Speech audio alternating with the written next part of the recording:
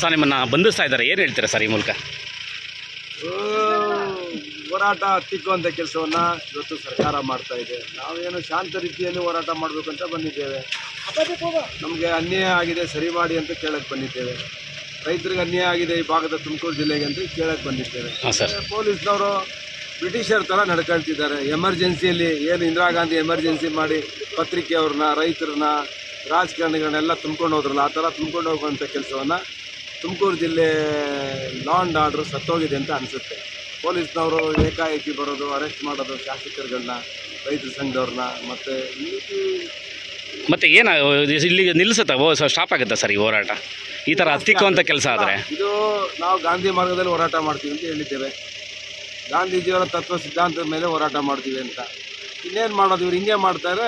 ಉಪವಾಸ ಸತ್ಯಾಗ್ರಹ DC ಆಫೀಸಿಂದ ಕೂತ್ಕೊಳ್ತೀವಿ ಅಷ್ಟೇ. ಇನ್ನೇನಾಗ್ಬೋದು, ಸಾಯ್ಬೋದು ಅಷ್ಟೇ ತಾನೆ. ಸರ್ ನಿಮ್ಮನ್ನು ಬಂಧಿಸ್ತಾ ಇದ್ದಾರೆ, ಏನು ಹೇಳ್ತೀರಾ ಸರ್ ಈ ಮೂಲಕ? ಹೋರಾಟ ಹತ್ತಿಕ್ಕುವಂಥ ಕೆಲಸವನ್ನು ಇವತ್ತು ಸರ್ಕಾರ ಮಾಡ್ತಾ ಇದೆ. ನಾವೇನು ಶಾಂತ ರೀತಿಯಲ್ಲಿ ಹೋರಾಟ ಮಾಡಬೇಕಂತ ಬಂದಿದ್ದೇವೆ. ನಮಗೆ ಅನ್ಯಾಯ ಆಗಿದೆ, ಸರಿ ಮಾಡಿ ಅಂತ ಕೇಳಕ್ಕೆ ಬಂದಿದ್ದೇವೆ. ರೈತರಿಗೆ ಅನ್ಯಾಯ ಆಗಿದೆ ಈ ಭಾಗದ ತುಮಕೂರು ಜಿಲ್ಲೆಗೆ ಅಂತ ಕೇಳಕ್ಕೆ ಬಂದಿದ್ದೇವೆ. ಪೊಲೀಸ್ನವರು ಬ್ರಿಟಿಷರ್ ಥರ ನಡ್ಕೊಳ್ತಿದ್ದಾರೆ. ಎಮರ್ಜೆನ್ಸಿಯಲ್ಲಿ ಏನು ಇಂದಿರಾ ಗಾಂಧಿ ಎಮರ್ಜೆನ್ಸಿ ಮಾಡಿ ಪತ್ರಿಕೆಯವ್ರನ್ನ, ರೈತರನ್ನ, ರಾಜಕಾರಣಿಗಳನ್ನೆಲ್ಲ ತುಂಬ್ಕೊಂಡು ಹೋದ್ರಲ್ಲ, ಆ ಥರ ತುಂಬ್ಕೊಂಡು ಹೋಗುವಂಥ ಕೆಲಸವನ್ನು ತುಮಕೂರು ಜಿಲ್ಲೆ ಲಾ ಆ್ಯಂಡ್ ಆರ್ಡ್ರ್ ಸತ್ತೋಗಿದೆ ಅಂತ ಅನಿಸುತ್ತೆ. ಪೊಲೀಸ್ನವರು ಏಕಾಏಕಿ ಬರೋದು, ಅರೆಸ್ಟ್ ಮಾಡೋದು ಶಾಸಕರುಗಳನ್ನ, ರೈತರ ಸಂಘದವ್ರನ್ನ,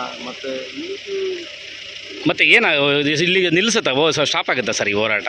ಈ ಥರ ಹತ್ತಿಕ್ಕುವಂಥ ಕೆಲಸ ಆದರೆ ಇದು ನಾವು ಗಾಂಧಿ ಮಾರ್ಗದಲ್ಲಿ ಹೋರಾಟ ಮಾಡ್ತೀವಿ ಅಂತ ಹೇಳಿದ್ದೇವೆ. ಗಾಂಧೀಜಿಯವರ ತತ್ವ ಸಿದ್ಧಾಂತದ ಮೇಲೆ ಹೋರಾಟ ಮಾಡ್ತೀವಿ ಅಂತ.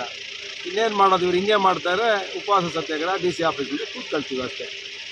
ಇನ್ನೇನಾಗ್ಬೋದು, ಸಾಯ್ಬೋದು ಅಷ್ಟೇ ತಾನೆ.